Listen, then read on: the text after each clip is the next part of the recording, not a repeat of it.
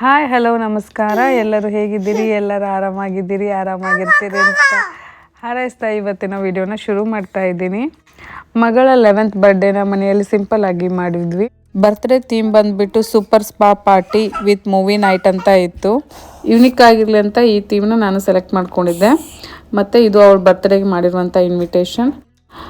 ಅವಳು ಬರ್ಡೇಗೆ ಒಂದು ಅರೌಂಡ್ 11 ಫ್ರೆಂಡ್ಸ್ನ ಏನೋ ಇನ್ವೈಟ್ ಮಾಡಿದ್ಲು. ಜಸ್ಟ್ ಅವಳದು ಕ್ಲಾಸ್ ಫ್ರೆಂಡ್ಸ್ ಅಷ್ಟೇ. ಕೋ ಇನ್ಸಿಡೆಂಟ್ ಏನೋ ಗೊತ್ತಿಲ್ಲ, ಅವಳದು 11th ಬರ್ಡೇಗೆ 11 ಫ್ರೆಂಡ್ಸ್ ಬಂದಿದ್ರು. ಇದು ಕಿಡ್ಸ್ ಪಾರ್ಟಿ ಆಗಿತ್ತಲ್ಲ, ಹೀಗಾಗಿ ನಾವು ಯಾರೂ ದೊಡ್ಡವ್ರನ್ನ ಕರೆದಿದ್ದಿಲ್ಲ, ಬರೀ ಕಿಡ್ಸ್ ಅಷ್ಟೇ ಇದ್ರು. ಬರ್ತ್ಡೇ ಇರುತ್ತಲ್ಲ, ಮಾರ್ನಿಂಗ್ ಟೈಮಲ್ಲಿ ಗಿಫ್ಟ್ನೆಲ್ಲ ಪ್ಯಾಕ್ ಮಾಡ್ತಾ ಇದ್ದೀವಿ, ರಿಟರ್ನ್ ಗಿಫ್ಟು. ಈವ್ನಿಂಗ್ ಟೈಮಲ್ಲಿ ನಮ್ದೊಬ್ರು ಫ್ರೆಂಡ್ ಬರ್ತಾ ಇದ್ದಾರೆ ಜಸ್ಟ್ ಹೆಲ್ಪಿಗೆ ಅಂತ ಹೇಳಿ. ಈಗ ನೋಡಿ ಅವಳದು ರಿಟರ್ನ್ ಗಿಫ್ಟ್ನ ಪ್ಯಾಕ್ ಮಾಡ್ತಾ ಇದ್ದೀವಿ. ಈ ಪರ್ಸ್ಗಳನ್ನೆಲ್ಲ ನಾನು ಆನ್ಲೈನಲ್ಲಿ ಆರ್ಡರ್ ಮಾಡಿದ್ದೆ. ಎಷ್ಟು ಕ್ಯೂಟ್ ಆಗಿದೆ ಅಂಥೇಳಿ ಎಲ್ಲರಿಗೂ ಈ ಪರ್ಸ್ ಭಾಳ ಇಷ್ಟ ಆಗಿತ್ತು. ಆಮೇಲೆ ಇದ್ರ ಜೊತೆಗೆ ಸ್ಟೋರಿ ಬುಕ್, ಹಾಗೆಯೇ ಒಂದು ಕ್ಯಾಂಡಿ ಬರುತ್ತೆ, ಫ್ರೂಟ್ ಗಮ್ಮೀಸು, ಅದನ್ನು ಪ್ಯಾಕ್ ಮಾಡ್ತಾ ಇದ್ದೀವಿ.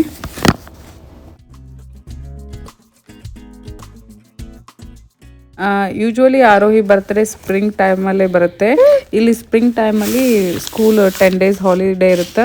ಹೀಗಾಗಿ ಅವಳ ಬರ್ಡೇ ವೀಕ್ ಡೇಸಲ್ಲಿದ್ದರೂ ನಾವು ಆರಾಮಾಗಿ ಆ ದಿನವೇ ಸೆಲೆಬ್ರೇಟ್ ಮಾಡ್ಬೋದು. ಸ್ಕೂಲ್ ಇರುವಾಗ ಬರ್ತ್ಡೇ ಅದೆಲ್ಲ ಬಂತಂದರೆ ಆ ದಿನ ಎಲ್ಲ ಮಾಡೋಕ್ಕಾಗಲ್ಲ, ಯಾಕಂದರೆ ಮಕ್ಕಳು ಸ್ಕೂಲಿಗೆ ಹೋಗಿ ಎಲ್ಲ ಟಯರ್ಡ್ ಆಗಿರ್ತಾರಲ್ಲ, ವೀಕೆಂಡೇ ಪ್ಲ್ಯಾನ್ ಮಾಡಬೇಕಾಗತ್ತೆ. ಇದು ಬ್ಯಾಕ್ ಡ್ರಾಪ್ ಕೂಡ ನಾನು ಆನ್ಲೈನ್ ಆರ್ಡರ್ ಮಾಡಿದ್ದೆ. ಇವನ್ ನಾವ್ದು ನಂಬರ್ ಏನು ಕಾಣ್ತಾ ಇದೆಯಲ್ಲ ಪಕ್ಕದಲ್ಲಿ 11 ಅಂತೇಳಿ ಬರೆದಿರೋದು, ಅದು ಜಸ್ಟ್ ನಾವು $3 ತೊಗೊಂಡಿದ್ದೆ, $1 ಅಷ್ಟೇ. ಮತ್ತು ಅದು ಬ್ಯಾಕ್ ಡ್ರಾಪಿಗೂ ಜಸ್ಟ್ $2 ಬಿತ್ತು. ಮತ್ತು ಈ ಥರಗಳದ್ದೆಲ್ಲ ಸರ ಇಟ್ಟಿದ್ದೀನಿ, ಕಿಡ್ಸ್ ಎಲ್ಲ ಬರ್ತಾರಲ್ಲ ಅವ್ರು ಹಾಕೋಬೋದು ಇದನ್ನೆಲ್ಲ ಅಂಥೇಳಿ. ಸೊ ಒಂಥರ ಚೆನ್ನಾಗಿರುತ್ತೆ.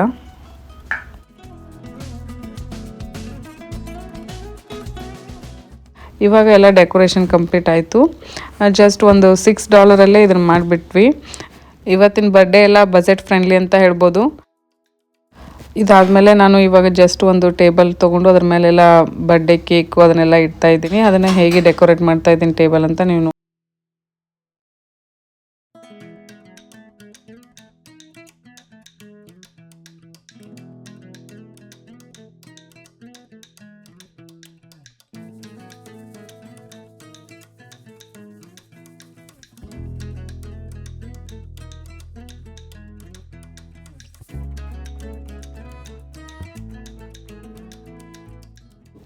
ಇವಾಗ ಎಲ್ಲ ಡೆಕೋರೇಷನ್ ಪಾರ್ಟ್ ಎಲ್ಲ ಕಂಪ್ಲೀಟ್ ಆಯಿತು.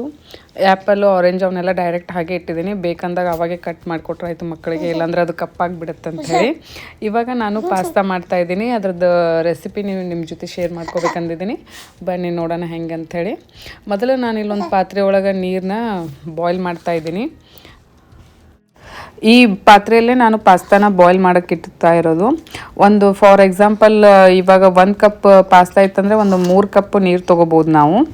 ಮತ್ತು ಅದು ಪಾಸ್ತಾ ಅಂಟ್ಕೋಬಾರ್ದು ಅಂತ ಸ್ವಲ್ಪ ಆಯಿಲು ಮತ್ತು ಟೇಸ್ಟ್ಗೆ ಅಂತ ಮೊದಲೇ ಉಪ್ಪು ಹಾಕಿರ್ತೀನಿ. ಅದು ಸ್ವಲ್ಪ ಚೆನ್ನಾಗಿ ಬರುತ್ತೆ ಬಾಯ್ಲ್ ಮಾಡುವಾಗೆ ಉಪ್ಪು ಹಾಕಿದ್ರೆ. ನಾನು ಉಪಯೋಗಿಸ್ತಿರುವಂಥ ಪಾಸ್ತಾ ಆರ್ಗ್ಯಾನಿಕ್ ವೀಟ್ ಪಾಸ್ತಾ ಅಂಥೇಳಿ. ನಾನು ಇಲ್ಲಿ 15 ನಿಮಿಷ ಪಾಸ್ತಾನ ಕುದಿಸ್ತಾ ಇದ್ದೀನಿ.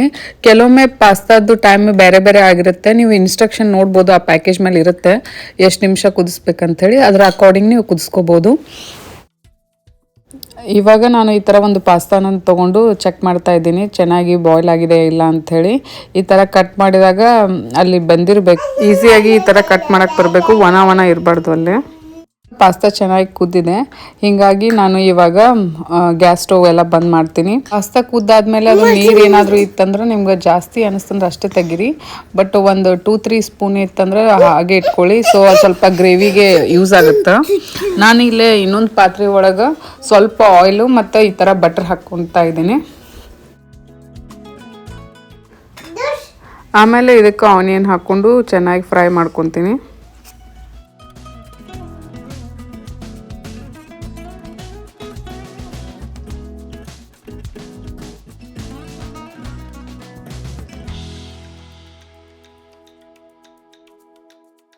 ಉಳ್ಳಾಗಡ್ಡಿ ಎಲ್ಲ ಚಂದ ಬೆಂದಾದ್ಮೇಲೆ ಅದಕ್ಕೆ ನಾನು ಟೊಮ್ಯಾಟೊ ಮತ್ತು ಗಾರ್ಲಿಕ್ ಪೌಡರ್ನ ಸೇರಿಸ್ಕೊತಾ ಇದ್ದೀನಿ.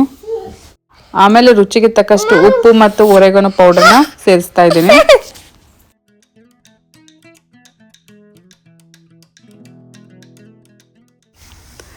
ನೋಡ್ರಿ ಇವಾಗ ಟೊಮೆಟೊ ಮತ್ತು ಉಳ್ಳಾಗಡ್ಡಿ ಏನು ಹಾಕಿದ್ವಲ್ಲ ಅದೆಲ್ಲ ಚಂದ ಬಂದೈತಿ. ಈಗ ಇದಕ್ಕೆ ನಾನು ಸ್ವಲ್ಪ 1 ಟೇಬಲ್ ಸ್ಪೂನಷ್ಟು ಕೆಚಪ್ ಹಾಕ್ಕೊತೀನಿ. ಆಮೇಲೆ ಇದನ್ನು ಪಾಸ್ತಾ ಜೊತೆ ಮಿಕ್ಸ್ ಮಾಡ್ತೀನಿ. ಇಷ್ಟು ಮಾಡಿದರೆ ನಮ್ಮದು ಪಾಸ್ತಾ ರೆಡಿ ಆಯಿತು. ಬಟ್ ನಾನು ಇದಕ್ಕೆ ಆಪ್ಷನ್ ಇದು, ನಿಮಗೆ ಬೇಕಂದ್ರೆ ನೀವು ಯೂಸ್ ಮಾಡ್ಕೊಳ್ರಿ, ಇಲ್ಲಾಂದ್ರೆ ಬಿಡ್ಬೋದು. ನಾನು ಇಲ್ಲಿ ಬಾಯ್ಲ್ಡ್ ಕಾರ್ನ್ ಹಾಕ್ತಾ ಇದ್ದೀನಿ. ಸೊ ಬಾಯಲ್ಲಿ ಅದು ಚೆನ್ನಾಗಿ ಸಿಗುತ್ತೆ ಅಂತೇಳಿ. ಆಮೇಲೆ ಸ್ವಲ್ಪ ಬಟರ್ ಮಯೋ ಸಾಸ್ ಹಾಕ್ತಾ ಇದ್ದೀನಿ, ಕ್ರೀಮಿ ಟೆಕ್ಸ್ಚರ್ ಬರುತ್ತೆ ಅಂಥೇಳಿ ಪಾಸ್ತಾಕ್ಕೆ. ಬಂದ್ಗಳೇ ಮಕ್ಕಳಿಗೆ ತಿನ್ಲಿಕ್ಕೆ ಕೆಲವು ಸ್ನ್ಯಾಕ್ಸ್ ಇಟ್ಟಿದ್ನೆಲ್ಲ ಟೇಬಲ್ ಮೇಲೆ ನೀವು ನೋಡ್ಬೋದು, ಜ್ಯೂಸು ಆ ಥರದ್ದೆಲ್ಲ. ಆಮೇಲೆ ಪಾಸ್ತಾ ಮತ್ತು ಪಾಸ್ತಾ ಜೊತೆಗೆ ಪಿಜ್ಜಾ ಕೂಡ ಇತ್ತು ಅವರಿಗೆ.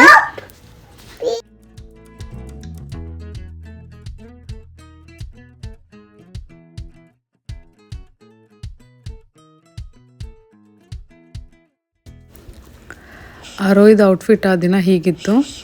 ಮತ್ತು ಈಗ ಫ್ರೆಂಡ್ಸ್ ಬರೋಕ್ಕಿಂತ ಮುಂಚೆಗೆ ಅವಳಿಗೆ ನಾವು ತಂದಿರೋ ಗಿಫ್ಟ್ನ ಎಲ್ಲ ಓಪನ್ ಮಾಡಿಸ್ತಾ ಇದ್ದೀನಿ. ಗಿಫ್ಟ್ ಓಪನ್ ಮಾಡುವಾಗ ರಿಯಾಕ್ಷನ್ ನೋಡ್ಬೋದು ನೀವು, ತುಂಬ ಸರ್ಪ್ರೈಸಿಂಗ್ ಆ್ಯಂಡ್ ಖುಷಿಯಾಗಿದ್ದಾಳೆ.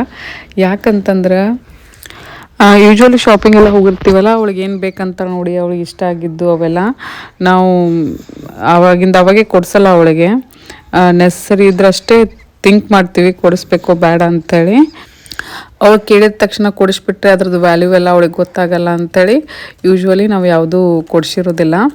ಬಟ್ ಅವಳಿಗೆ ಗೊತ್ತಿರ್ಲಾರ್ದಂಗೆ ನಾನು ಕೆಲವು ವಸ್ತುಗಳನ್ನ ನೆಸಸರಿ ಇರುವಂಥದ್ದಷ್ಟೇ ಪರ್ಚೇಸ್ ಮಾಡ್ಕೊಂಬಂದಿದ್ದೆ. ಅದೇ ಇವಾಗ ಅವಳಿಗೆ ಗಿಫ್ಟಾಗಿ ಕೊಟ್ಟಿದ್ದೀನಿ. ಹೀಗಾಗಿ ಅವಳು ತುಂಬ ಖುಷಿಯಾಗಿದ್ದಾಳೆ. ಮತ್ತು ಅವಳು ಬೇಕಂತೇಳಿ ಹಠ ಮಾಡ್ತಾಳೆ ಸ್ವಲ್ಪ. ಬಟ್ ಅದು ಇದು ಹೇಳಿ ಕನ್ವಿನ್ಸ್ ಮಾಡ್ತೀವಿ, ಏನಾದರೂ ಹೇಳಿ ಮರೆಸ್ತೀವಿ. ಸ್ವಲ್ಪ ಬೇಜಾರಾಗಿರ್ತಾಳೆ, ಆಮೇಲೆ ಮತ್ತೆ ಮರೆತು ಹೋಗ್ಬಿಡ್ತಾಳೆ ಅದ್ರ ಬಗ್ಗೆ. ಮೇ ಬಿ ಅವ್ಳು ಕೇಳಿದಾಗೆ ಕೊಟ್ಬಿಟ್ಟಿದ್ದಂದ್ರೆ ಇಷ್ಟೊಂದು ಸರ್ಪ್ರೈಸ್ ಆ್ಯಂಡ್ ಖುಷಿ ನೋಡೋಕೆ ಸಿಗ್ತಿದ್ದಿಲ್ಲ ಅನ್ಸುತ್ತೆ.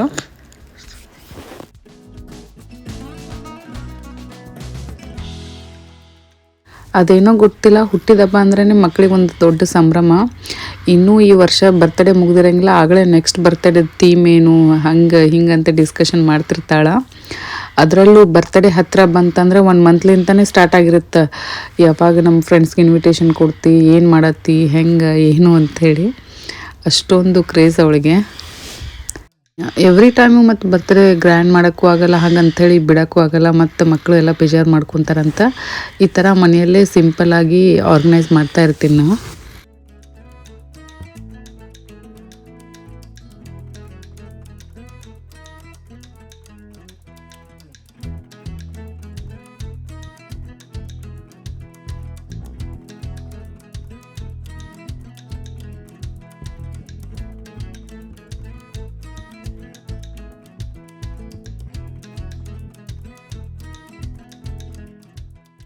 ಈ ಗಿಫ್ಟ್ ಎಲ್ಲ ನೋಡಿದಾದ್ಮೇಲೆ ಅಷ್ಟೊತ್ತಿಗೆ ಈವ್ನಿಂಗ್ ಆಗಿತ್ತು. ಒಬ್ಬರೊಬ್ಬರು ಫ್ರೆಂಡ್ಸ್ ಬರ್ತಾಯಿದ್ರು. ಎಲ್ಲರೂ ಬಂದಮೇಲೆ ನಾವು ಕೇಕ್ ಕಟ್ಟಿಂಗ್ ಎಲ್ಲ ಇಟ್ಕೊಂಡಿದ್ವಿ. ಮಕ್ಕಳು ಕೇಕ್ ಎಲ್ಲ ತಿಂದು ಆಮೇಲೆ ಕೆಲವು ಗೇಮ್ ಆರ್ಗನೈಸ್ ಮಾಡಿದ್ದೆ. ಗೇಮ್ಸ್ ಆಡಿದರು ಮತ್ತು ಡ್ಯಾನ್ಸ್ ಮಾಡಿದರು.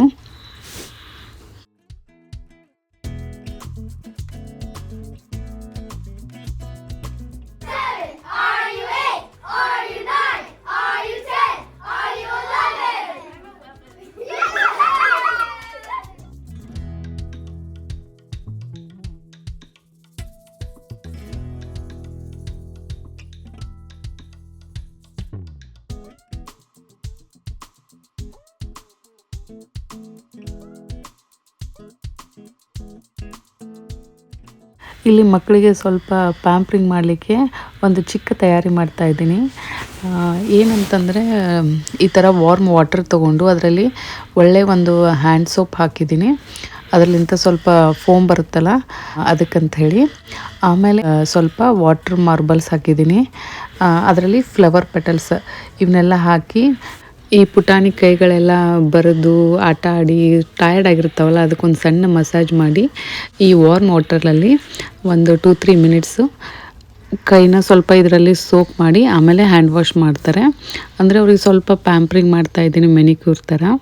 ನಮ್ಮದು ಹೆಂಗಿದ್ರೂ ಬರ್ತ್ಡೇ ಥೀಮ್ ಬಂದು ಬಿಟ್ಟು ಸೂಪರ್ ಸ್ಪಾ ಅಂತಿತ್ತಲ್ವ, ಹೀಗಾಗಿ ಈ ಥರದ್ದು ಒಂದು ಪ್ಲ್ಯಾನ್ ಮಾಡ್ಕೊಂಡಿದ್ದೆ. ಅವ್ರಿಗಂತೂ ಭಾಳ ಇಷ್ಟ ಆಯಿತು. ಅವರೆಲ್ಲ ಇನ್ನೂ ಸ್ವಲ್ಪ ಮಸಾಜ್ ಮಾಡು, ಇನ್ನೂ ಸ್ವಲ್ಪ ಒಂದಿಷ್ಟು ಪ್ಯಾಂಪ್ರಿಂಗ್ ಮಾಡಿ ಅಂತ ಹೇಳ್ತಾಯಿದ್ರು. ಈ ಸ್ವಲ್ಪ ಮಸಾಜ್ ಅದೆಲ್ಲ ಆದಮೇಲೆ ಮಕ್ಕಳೆಲ್ಲರೂ ಪಾಸ್ತಾ ಮತ್ತು ಪಿಜ್ಜಾ ಅವೆಲ್ಲ ಸ್ನ್ಯಾಕ್ಸ್ ತಿನ್ಕೊಂಡ್ರು. ಆಮೇಲೆ ನಮ್ಮದು ಮೂವಿ ನೈಟ್ ಅಂತೇನು ಪ್ಲ್ಯಾನ್ ಮಾಡಿದ್ವಲ್ಲ ಅದು ಕೂಡ ಆಯಿತು. ಅದೆಲ್ಲ ಆದಮೇಲೆ ಎಲ್ಲರೂ ಮನೆಗೆ ಹೋದರು.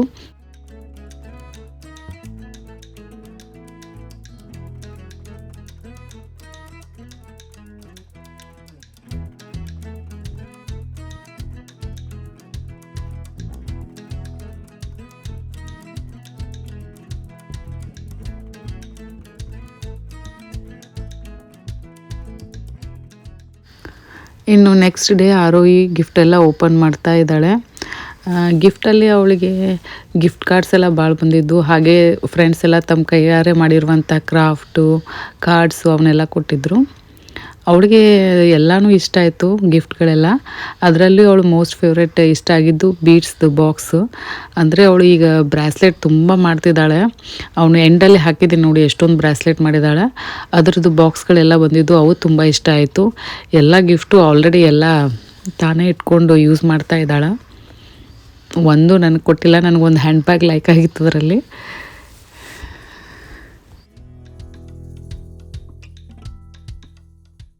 ಹೋಪ್ ಈ ವಿಡಿಯೋ ನಿಮಗೆ ಇಷ್ಟ ಆಯ್ತು ಅಂದ್ಕೊತೀನಿ. ಇಷ್ಟ ಆದಲ್ಲಿ ಲೈಕ್ ಮಾಡಿ, ಹಾಗೆಯೇ ನಿಮ್ಮ ಫ್ರೆಂಡ್ಸ್ ಮತ್ತು ಫ್ಯಾಮ್ಲಿ ಜೊತೆನ ಈ ವಿಡಿಯೋನ ಶೇರ್ ಮಾಡ್ಕೊಳ್ಳಿ.